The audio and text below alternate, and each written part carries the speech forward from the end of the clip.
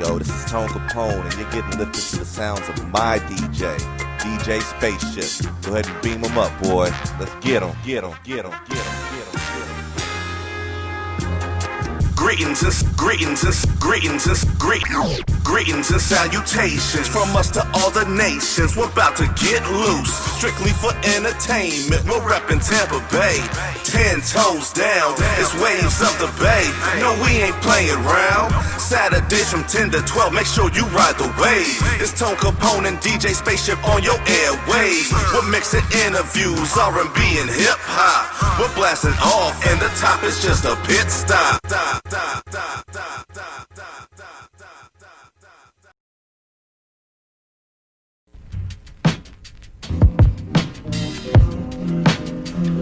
Yo, it's WMNF 88.5 Tampa Bay. What's going on with y'all, man? It's Waves of the Bay, Tone Kapone. DJ Spaceship just finished killing his set over there in the Kenny K studio, man. Shout out to Ship over there, man. He be doing too much work over there. But WMNF 88.5 is turning 41. Whew. 41 years old. We want you to celebrate with us. And we can't really party in the usual way, so we're asking if you could just share your love, congratulations, and testimonies in a 30-second message for possible airplay throughout the month of September. You guys can email WMNF@WMNF.org or call us at 813-238-8001, extension 150 to record your message. Let's celebrate together. Ship, what's up with you, sir? What it do? I like it, man. I like the mask over there. You looking real clean. I mean, I had a good wardrobeist. I see you came down on the beard a little bit too, bro. I had some advice. It was actually recommended. Somebody was, it was recommended. And then something else I haven't done to the beard, if you noticed too. What's that there? I'm letting them grays come in, baby. Come on, man. I'm gonna get my grown man on, baby. Come on now. It's a lot of things going on Don't in the tell me land, you've been baby. coloring them things. I don't call it coloring. I call it coaching them along. Oh. You see what I'm saying? I don't do that Beijing though. I didn't do the Beijing. Oh. I can be honest about it though. Oh. But no, it was I like it. I think it looks pretty cool, man. I can't even lie to you, bro. It makes me look better. It makes me look better. I can't really comment on that. So there you please go. Don't. Please don't. I can tell you in your bag right now, though. I'm doing my thing, man. Like I'm at a point in life that everything just is. You know, you ever walked into a room and just the breeze, everything was just like perfect. Mm-hmm. Everything was on point. That's where I'm at. That's what it is, man. That's where I'm at. That's what it is. That's my DJ right there, and he's feeling really good, so I can't even complain about that, man. I like to hear that. Ways of the Bay, man. That's episode 45, that Jordan Return episode. Let's go ahead and get into it. Car, you with me? I'm here, man. What's good with you, bro? Yeah. So what we like to do, man, on our shows, we like to talk to some of the up-and-comers in Tampa Bay, some people that's been putting on, people been holding it down for the Bay. So this week, we got KHARY'S CRIB on the line with us. And KHARY, man, like I was telling you on the line, bro, you know, like I'm a huge fan, man. I'm a supporter of what you got going on, man. And I actually, like, when you interviewed me, it was like the beginning of everything you got going on right now, man. So I just appreciate you showing love to me, and you know, I just want to return the favor back to you, bro. Well, I appreciate it, man. I appreciate it. I'm glad you invited me this evening. This is my first interview, actually, too. So that's crazy. I appreciate you inviting me out here this evening. I hear that a lot, man. Like, we interview people that don't get interviewed for some reason. I'm like that. I'm with that, man. We trying to give a voice to the people that ain't really, heard. I feel. Thank you. I appreciate it. I've been doing this for a little while, but not like forever, So people are just starting to learn about me out here in Tampa. I've been in Tampa for a minute, but I ain't really been in the streets of Tampa for a minute. You know what I mean? Well, let's talk about it. How long have you been in Tampa for, and where are you from? So I'm from New York. I'm from the Bronx. I've been in Tampa since '99. So you from Tampa then? Well, just about. I've been out here long enough, But like for a lot of them years, I was just a family man in the crib, taking care of the family and all of that, And then just the past few years, I just said, you know what, I need to start getting back into my creative side a little bit and just start doing that I enjoy doing, and that's what I'm doing, Now we gotta tell you, man, it's FM, so you gotta watch it, man. But at the same time, what was it that drove you to get back into it? You know what? My fault, man. I apologize. I didn't even realize it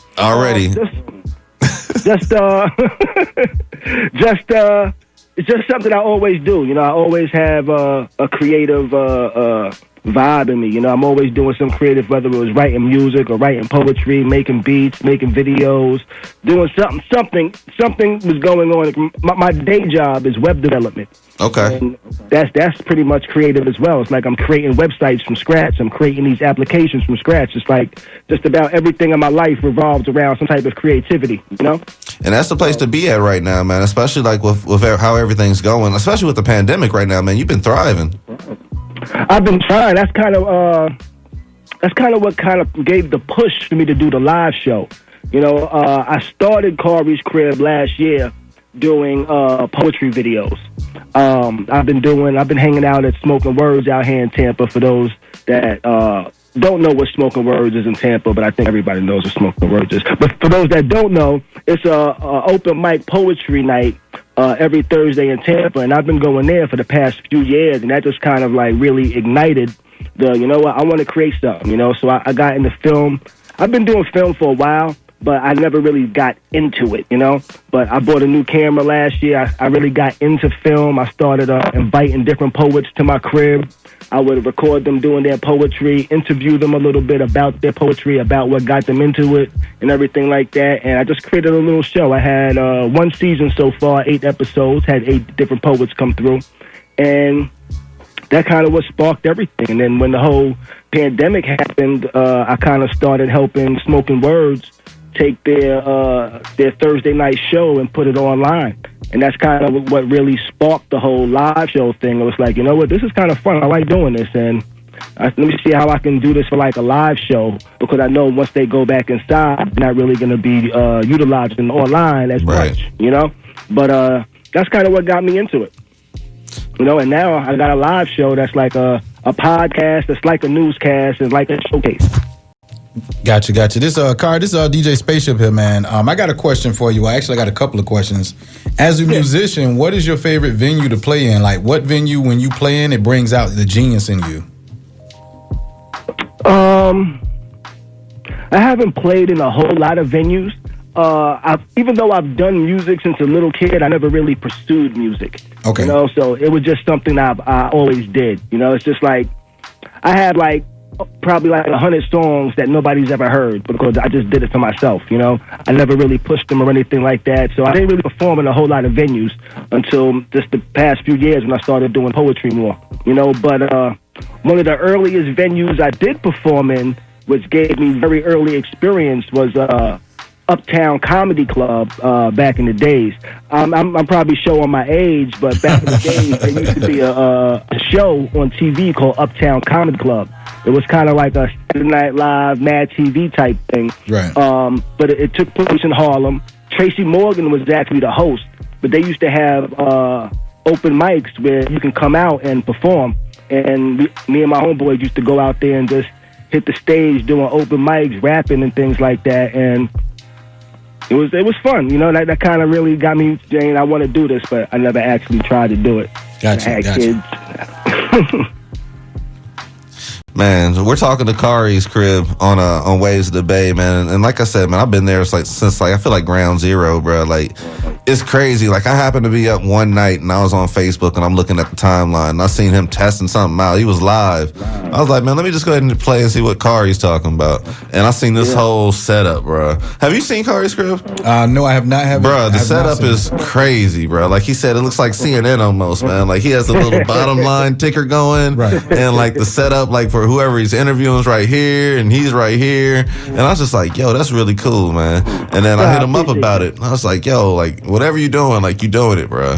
So I appreciate it, man. I appreciate it. It's crazy because I think about that and then I think about now, man. Like it's been 6 months, bro. Like how has Khary's Crib been working the last 6 months with the whole pandemic going? It's been going good actually. I got about 5,000 subscribers now. You know, student, I promise you, Ship. I need to get some advice on that one.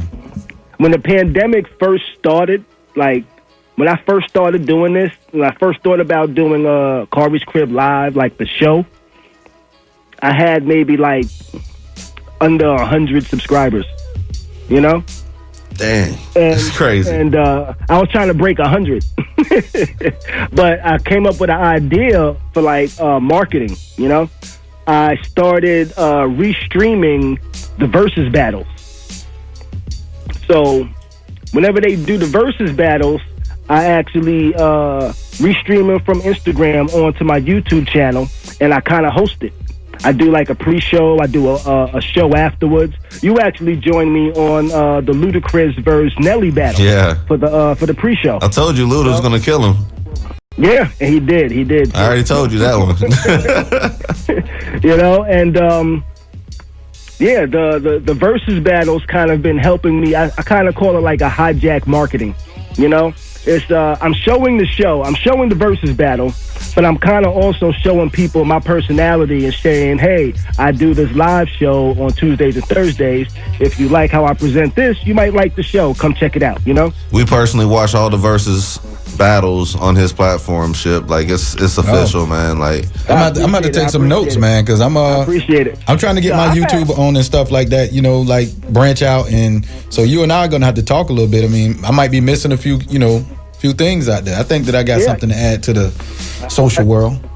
I tell you what, when the battles have really helped me grow. You know,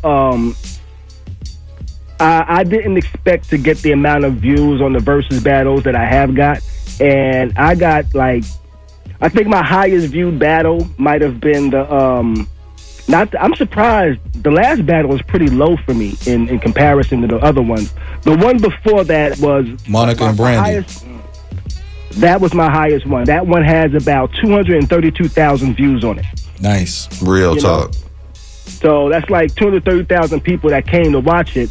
You know, not all of them saw the whole thing. Some people watched it live from beginning to end. You know, I had Cameron actually reposted a video of him dancing with his shorty in the living room to the Rick Ross 2 Chainz battle. And it's funny because I'm on the TV in the background. You know? Nice. Just watching. And the wild thing about that is that Jasmine Cashmere, you know who that is? Nah, I think I heard the name before, but I'm not too sure.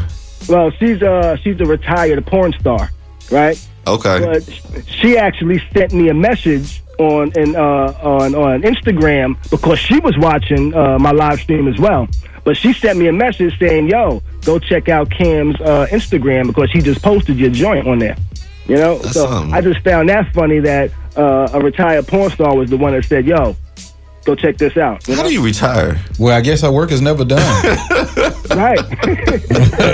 But I appreciated that though, you know. But yeah, the battles really helped me kind of grow and kind of spread awareness about the show that I started. Which I just did my 23rd episode yesterday. That's crazy, bro. Yeah. So within 6 months, actually, I only started it in July, the actual live show. I started it in July. So between July and now, we've done 23 episodes. And I do have a co-host, Mimi. Shout out to Mimi. Y'all can follow her at Petty by Mimi, by the way. Now, Shout out to her. Go ahead. No, go ahead. You got it. Now, other than, you know, like resharing the lives from the verses, like, what is the concept of your channel? So my channel started off as a poetry channel where I had the different poets come through. I called that kind of like dope poets. They would just come through, do a poem, interview, and that's it. But now I kind of migrated into where I'm also doing the live stream, where I do it twice a week at 9 p.m. It's something like a podcast, something like a newscast, and something like a showcase, you know? So we have discussions like a podcast. You know, we also talk about current events and news like a newscast. And then I also have guests come on like a showcase, where a lot of times, for the most part, I have poets come on. I have different poets come on, and they join the conversation, give their input, give their opinion, and then they also perform a poem at the end of the segment and things like that. Okay. So I try to do, it's kind of like an entertainment variety show where I try to showcase different poets because there's not really many outlets out there showcasing poets. Now, there's this one poet in particular I was actually talking with earlier today because she was braiding my hair up, and she was telling me about how, like, one of your first opportunities was like y'all I'm talking about Stefferless, man. Like one of the first opportunities, like y'all had linked up, and y'all had just did like something crazy, man. And she loves you, bro. Like she was telling me, she was singing your praises. I appreciate that. I was just like, yeah, we're talking to Kari tonight. She's like, Kari? He's like, Kari's that dude. And I'm just like, yeah, the vibe is just like, that's that dude, man. So just when you get to bring like these spoken word artists on or whoever you have performing, like, man, how does that make you feel, to be able to provide that platform? Oh, I like it. I like being able to introduce people to new artists, and I'm just trying to show people there's a lot of talent out there. There's a lot of people that's talented. A lot of people don't get the opportunities to be showcased. I'm not a huge platform, but I hope that one day that I will become a huge platform that I can also showcase people that nobody knows, that people that have 10, 20 followers but are dope as hell. So I want to be able to spread that. Now, coming from New York down here to Florida, man, I know you probably bumping that Nas that just came out, right? Oh, yeah. What's your favorite joint on that project, man? My favorite joint in there actually is Car 85. All the New Yorkers Car 85. pick Car 85, dog. Like, it's crazy, man. You know what? One of the things that make me like that song, though? What's that? He mentioned my hood. He mentioned my hood in the song. Okay. So that's kind of one of the things that made me like it a little more. The part where he said that Tia, the shorty moved from Queensbridge to Co-op City, and there was like with 10 people in the front. Yeah. That was my hood he was talking about. You was one of them dudes. I wasn't. I probably wasn't out there at that time. I probably had moved by that time. But my peoples was, I just find that kind of funny. I want to know, who do you think the king of New York is, man? Like, music-wise. Definitely Jay-Z. Okay. Definitely. Why? Just everything he's accomplished, his longevity, the amount of albums he's put out, all of his business dealings, behind the scenes. He's the king of rap, So definitely got to be the king of New York, in my opinion. The dude done came up, man. So let me ask you this question. With you being from New York, you got the 5 boroughs: Brooklyn, Queens, Staten, Manhattan, and Bronx. Which borough would you say has had the best spitters of all time? So when you think of Brooklyn, just to give you an idea of Brooklyn, you got Jay-Z, Biggie, Fabulous. Is that where Big L from? Nah, Big L from Harlem. Yeah, he's from Harlem. Okay. And in Queens, you got Nas, LL, 50. Staten, you got, that's Wu-Tang all day long. So Meth, Ray, and Ghost. Manhattan, you got Cam, and you got Mace. You got Jewels. And in Bronx, you got Pun, KRS-One, and Slick Rick. So, I mean, which borough would you say, and that's just naming a few. So which borough would you say has had the best spitters over time? I would have to say the Bronx, because I'm from the Bronx. Okay.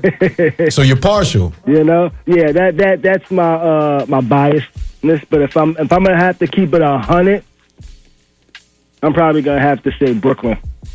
Yeah, Brooklyn got some heavyweights. Queens do too. Yeah, but I'm gonna have to say Brooklyn just because of Biggie, Jay-Z, people like that, Buckshot.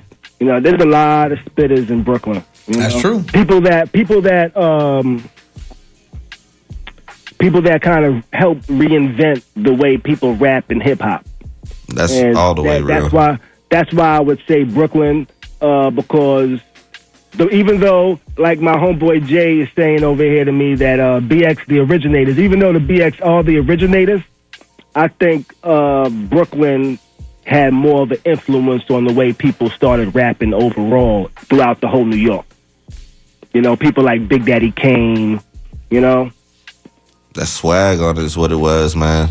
I can dig that, man. That's a good, that's an interesting observation right there. I want to know, like, in Tampa Bay, like, are there any artists you're checking for out here, or anybody you really rocking with out here, like, music-wise? Yeah.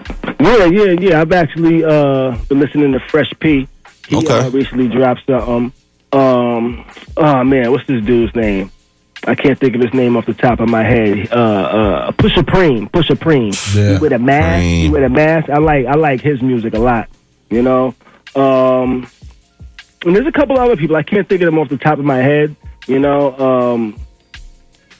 Yeah, I like this. Tampa had its own sound, really. You know, Tampa hip hop is a little bit different from the rest of the states and things like that. We kind of have like that. It still have like that like juke sound, kind of. You know. Mm-hmm. Yeah. You know, Tampa has more of the party hip hop, in my opinion. Well, from your perspective, what do you think Tampa needs to do to get more exposure music wise? I'm not sure, to tell you the truth. I've been thinking about that, actually. Like, why hasn't anybody from Tampa really popped off? The only person that's really popped off isn't even really from Tampa, you know? Mm-hmm. And I'm not even going to talk about her, but... Spaceship still be playing their music, man. I listen to it still. I play it. My thing is, I mean, it's a lot of artists out there that I listen to that people might not care about, Robert. But, you know, when it comes to that, like as far as Tampa, I think you can't forget about Tom G. Yeah, you know, Tom G, even definitely. He's been holding it down for a while. Right, he's been holding it down, even outside the person that you're talking about. Tom G, Cristal, and then it down for a while. You can't forget about people like Happy Crazy. belated birthday, Cristal. When Crazy made a song for the Bucks, and then they went on and won the Super Bowl. You got people like C. Renee. She's legend. She has a song that's over 21 years old that still jams when you drop it to this day. You know, Lead a Club with Crazy. And then, you know, it's Rated R. You know, he actually had his song placed on the Malibu's Most Wanted soundtrack, and it was played during the movie. So, and if you want to... I actually forgot about some of these people, you know? Yeah, and then when you really want to dig deep, I mean, Shock G spent a lot of time out here, too. Did he? Yeah, he's Shock still out here. You see him around. Yeah, he spent some time out here, and he actually did radio here as a teen. And, you know, not to say he gets full credit, but he's the person that produced Tupac's, or a lot of Tupac's early music. Oh, yeah, definitely. Yeah, so, I remember that. The underground and all that. Yeah. And in Tupac's early music, you can hear the digital, the piano, the keys and stuff influence. But then as he went Death Row and went, you know, Team Dark, then that's when you started hearing the Dre with the, you know, the chords and the different stuff like that going on. But yeah, I mean, Tampa, we got a lot going on here, man. I think it's just all about, you know. Tampa definitely has a scene. It's not just Tampa. It's like the Tampa, St. Pete, Clearwater, like the triangle offense type thing right there, you know? That Bay Area. There's actually a dude out of St. Pete that's actually kind of doing his thing now. I can't think of his name off top. Like he's, I think, like he might be like freshman cover, like type of vibe. Talking about Rod Wave. Yeah, that's exactly who I'm thinking about. Yeah. That's exactly who I'm thinking about. Yeah, that's another person. Yeah, and he's like, I think he's, in my opinion, seems like he has got the farthest reach from the Tampa Bay area in a while.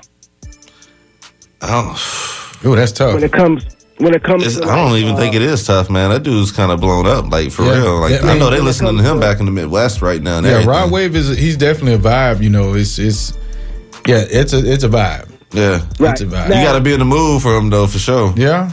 Yeah. Now he would be a person to ask, hey, how did you do it? You know, because in all honesty, he's doing his thing. But a lot of people didn't hear about him until he made the national kind of headlines a little bit. I can tell you from experience, man. We used to do shows down there in St. Pete, and we haven't seen him around at all. But at the same time, we was busy, you know, perfecting his craft, and I guess he got his music in front of the right people, and that's what happens. Right. That's what happens. He's a very good example of how the internet can play a big part in spreading your brand and spreading your name. Where a lot of people locally, and I'm saying this when I'm saying the local sense, I'm not trying to play homeboy or anything. I'm just saying the local sense in as I personally didn't hear of him, you know. In my local circle, my bubble, my small bubble, you know, that I haven't heard of him, and there's other people that's like me, but he was able to use the internet to spread his name and make a wave for Rod, you know. Straight up, man. Straight up. So I want you to go ahead and drop your social media information on people. Let them know how they can find you guys.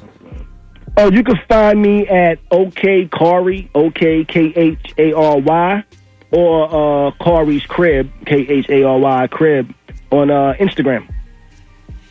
We got about, let me see here. It's 58. We got about 2 minutes, man. I want to know your Mount Rushmore of hip-hop coming from New York. I know you came up in hip-hop. I want to know your top 4 hip-hop artists of all time to you. My top 4 to me, my favorite. My favorite is Jay-Z, Nas, LL, and Slick Rick. Okay. My 4 favorites. That's a solid 4 right there. So let me focus on LL, man, because I know they were talking about doing a versus challenge with him. Who would be somebody you can match up with LL? LL? LL got hits. I know. I think. Wow. That's a tough one. I think. Oh man, LL are pretty much I think Jay-Z would be a challenge. Him and Jay-Z would be a challenge. I don't think there's many people that can go against Jay-Z, and I think LL can actually go against Jay-Z. 20 hits. Yeah. LL got 20. I could name a few people that can go against Jay-Z outside of LL. Who? Who's that? I could put Rick Ross in that same arena. He would lose, but he can go. I would put him in that arena. I'd be confident putting Wayne in that arena. I think Wayne would be a good one. I put Lil Wayne in that arena. I put Nas. I think honestly, Jay-Z and Nas needs to be seen. I mean, it would be more so Jay-Z and Nas because of their history. Of course. I also would put Drake in that arena. Drake will get him. You could put Kanye in that arena. I think Jay will watch them on that one. You think he'll watch Kanye? Kanye got some mean 20 hits. I'll tell you what. It would have to be the perfect selection to beat Kanye. You know, because some of Kanye's joints just have that vibe that once you hear it, you just smile and feel good, you know? And then you got to remember when it comes to the verses, it's not just songs that you've done, it's also songs that you've written and produced. Right. So right. Some of these songs off the table for Jay. You see what I'm saying? Because Kanye has produced a lot of his stuff. You know, he did Dipset. Right. Like, he did Rockefeller. Yeah. Like, he was one of the heavyweights. I bet you you'd be surprised a lot of joints Jay dropped that he ghost wrote for.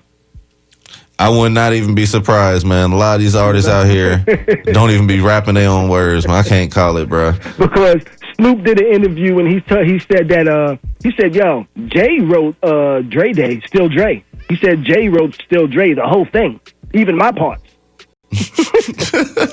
Yeah, that's facts. Yeah, he was like, yo, we was trying to get that song for a while, and we couldn't get it. He called Jay. Jay came in like 30 minutes, and he was right here. Came in like gangbusters with it, bro. Yo, it's Waves of the Bay, man. We're talking with Khary's Crib. We're about to get into NPR News in just a moment. We got the Tampa Bay Watch coming on. Khary, I appreciate you giving us a call tonight, man, and taking time out to talk with us, bro. All right, stay safe, bro. Thanks, man. Appreciate it. Yes, sir. All right, man. Y'all be good. Peace. This is Tone Kapone and DJ Spaceship. And Saturday nights from 10 to midnight, we bring you Waves of the Bay. Right here on WMNF 88.5 Tampa. With the hottest interviews, the hottest music. You can submit your music for the Tampa Bay Watch segment at wavesofthebay@gmail.com or follow us on all social media at Waves of the Bay. Every Saturday, 10 to 12. Make sure you come and ride the wave. Yes, sir.